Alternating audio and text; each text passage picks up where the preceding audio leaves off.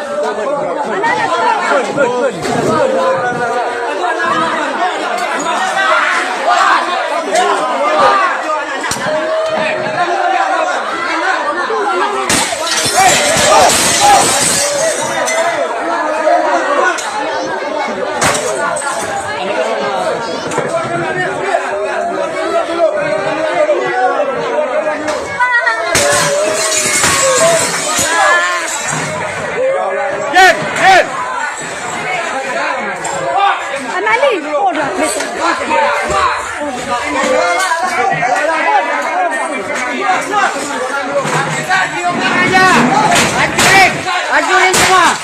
Hancurin!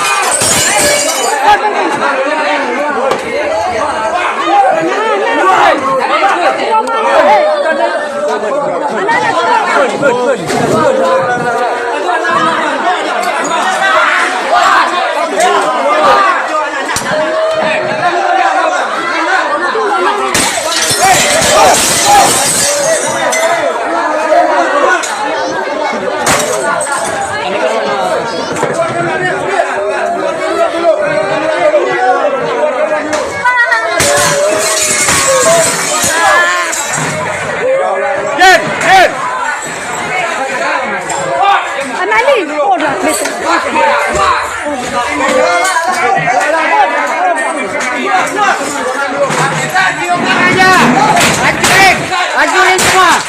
Hancurin!